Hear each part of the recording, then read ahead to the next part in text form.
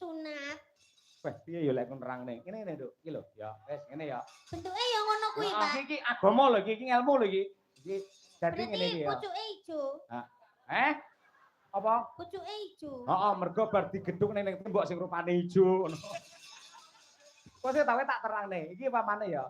Lah iki sing dikitan iki, dipotong des iki akhirnya kan ilang. Ilang. Nah, iki ngene. Lah ngene iki kaya anu lho, kaya helm lho Nduk malian. Lah iki wis ilang. Iki sing reget iki. Upamane iki pamane go reget kena banyu, kena apa wedi apa kena apa, iki dikumbah wis resik. Oh. Ah, ngene iki. Sing dadi sumbere virus iki sing iki. Ya. Mula iki kudu disingkirke adoh. Nah, akhirnya dadi resik, ling ibadah iso sah 100%. Oh, kalau boleh tahu Mas Wisanggen itu kelas berapa, Pak? Lah, nyuwun prisa karo Pak Lurah. Kelas pinten, Bu?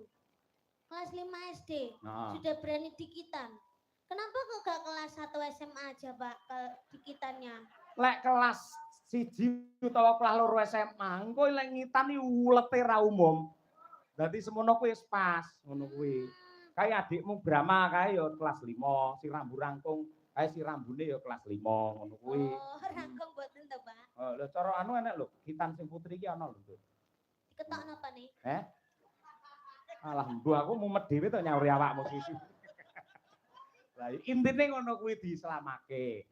Nah, mula kuwi pepucuke ngalafita sing diketoki jenenge kulup. Mula ning nggen wayang sosok he kulup maju lungguhmu, piye kabarmu kulup? Kulup kuwi mesti anak utawa putu sing lanang. Nah, ngono kuwi. Kulup kuwi pepucuke ngalafita kuwi mau. Oh. Lek wedok ora kulup, kulupan. Ayo ngono kuwi. Paham? Iya. Paham, ya. Wis to susu lak ngerti dhewe sok nduk kuwi. Wis ngerti bakale. Ya, ngono kuwi. Wong kabeh ya nglakoni, kabeh ya bakale ngayahi bangsa kaya ngono kuwi. Lah saiki minangka tandha tresna, ayo. Aku tak nyuwun iki kadang-kadangmu dulur-dulur fan beratmu mau wis meling, ya kuwi saka Sanidi ya, Nduk ya. Nggih. Nah, Sanidi diwakili karo Mbak Tutut kuwi ngersakake pangkur Semarangan Niken Salindri. Nah, kaya ngono kuwi. Piye siap? Siap, Pak. Oke, luar biasa. Ya, coba diaturake. Sama nyuwun pangkur Semarangan to, Pak? Heeh.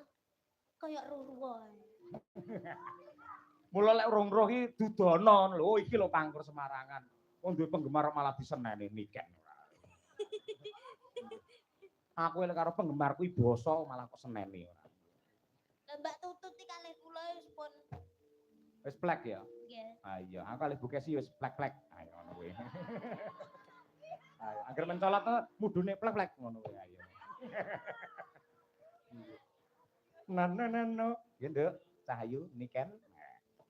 Iki ndamel mingkar-minggur, Pak. Non? Ndamel mingkar-minggur. Manut jenengan. Sing Mingkar-minggur. los sing pundi? Mingkar-minggurin mawon nggih, Pak. Iya, mingkar-mingkur. Nah, nggih. Mingkar-mingkuring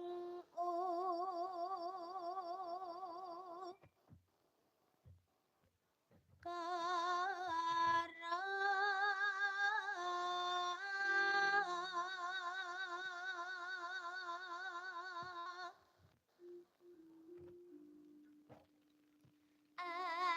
akarana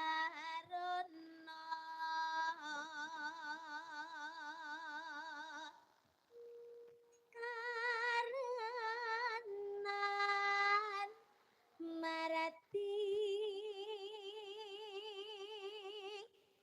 siwi